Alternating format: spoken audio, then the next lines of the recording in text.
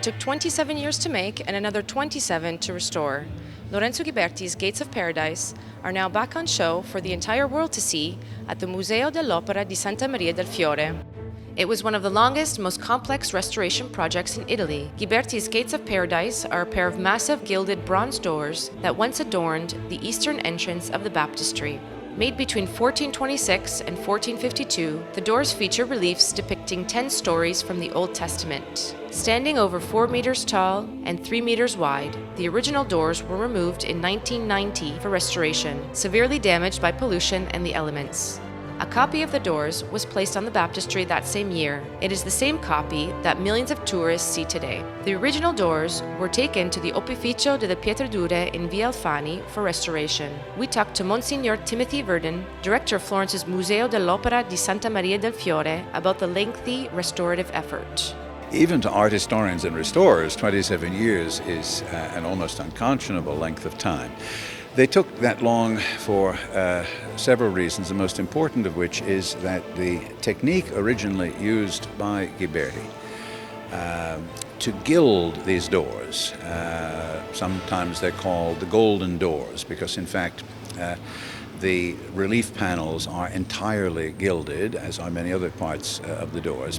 The way in which he gilded them has not been used for a very long time because it's extremely dangerous. It's called mercury gilding, and it means floating the gold leaf that's going to be applied to the bronze panel on an infinitesimally thin and active layer of mercury.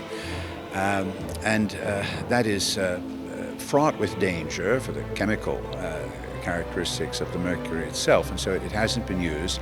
Since it hasn't been used, people don't know how to restore it. A surprising amount of time was invested in research that assured that the restoration would not damage the work. So it's not only a restoration, it was a process of learning, a series of experiments aimed at recovering areas of knowledge that have been lost for a very long time, for well more than a century, because, as I say, for reasons of safety, the technique has not been used. Then, in addition to these scientific delays, as we can call them, there were financial delays. The funding came in part from the Italian state, in part from the Cathedral Foundation, in part from the Friends of Florence, an association of people who invest in restoring works of art in Florence. But that kind of piecemeal financing takes time. It comes together slowly, and there are long periods when the money just isn't there. The people who do the work curiously want to eat several times a day. So in the periods when there isn't financing for one project, they work on other projects, and that has been the case here. At least in Italy, this pattern is not unusual in the restoration of major works, precisely because the problem of raising the necessary funding is very great. In this case, though, it did take a bit longer than anyone expected, and it's a pure coincidence that, in fact, the length devoted to restoring is the same period of time Ghiberti spent making the doors.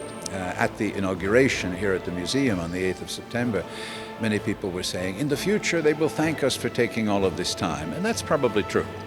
Because the temptation, certainly in projects like this, is to want to show a result in a very short time so that everyone will be happy and applauding. But that's really extremely dangerous when you're dealing with totally unique and even technically unique and very complex work such as this. Nonetheless, the 27 years is a kind of record. On display in a huge protective glass showcase, specifically designed to maintain low and constant humidity levels, the doors are now visible in the courtyard of the Museo dell'Opera di Santa Maria del Fiore. However, their definitive location will change once the museum's enlargement project is completed over the next few years. For more information, see www.operaduomo.fi.it.